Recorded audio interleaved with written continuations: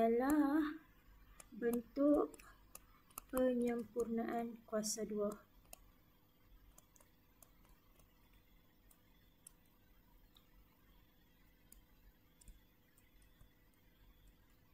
Penyempurnaan kuasa 2. Okey, kenapa dia dalam bentuk macam ni? Fx sama dengan X tambah P kuasa 2 tambah Q.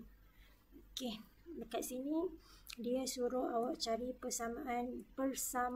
Nama pun persamaan, mesti jawapan awak mesti ada perkataan, mesti ada simbol sama dengan.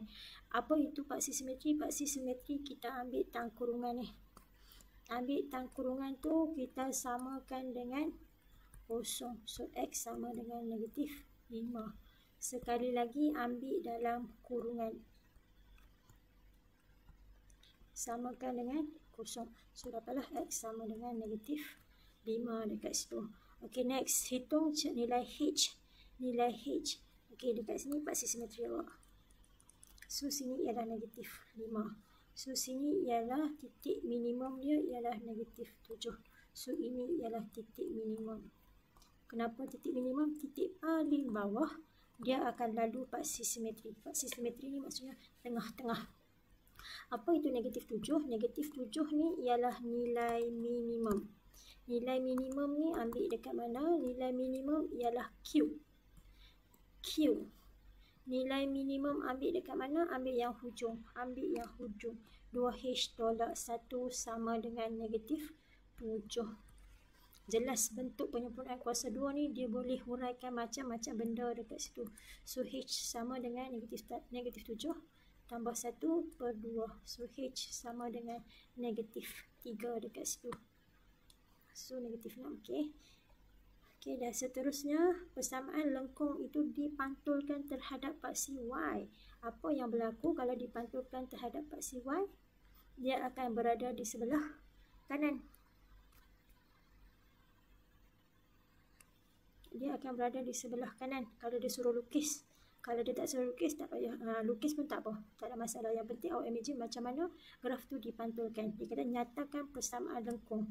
Dekat sini jelaslah bahawa paksi simetri daripada negatif 5 bertukar menjadi 5. So X dah bertukar jadi 5. Dan nilai minimum dia still sama negatif 7. So dia punya nilai minimum dia still lagi negatif 7. So Fx sama dengan X tolak 5 kuasa 2 tolak 7. So saya ulang sekali lagi. Ini ialah paksi simetri. Paksi simetri sebelum ni ialah negatif. X sama dengan negatif 5. Tapi disebabkan dia pantul sebelah kanan, dia akan jadi X sama dengan 5. Okey, ingat balik. Nak dapatkan paksi simetri, ambil dalam kurungan, samakan dengan kosong. Maksudnya dia macam ubah operasi lah. Kalau pasang betul-betul, kalau sini 5, paksi simetri dia ialah negatif 5. Kalau paksi simetri dia 5, dia akan jadi negatif. Dekat sini dia terbalik operasi saja.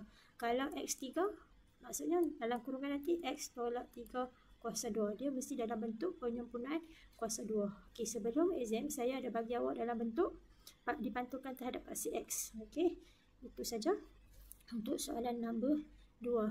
Okey, inilah basic lah, setiap tahun memang favorite untuk penyempurnaan kuasa 2 ni. Faham betul-betul.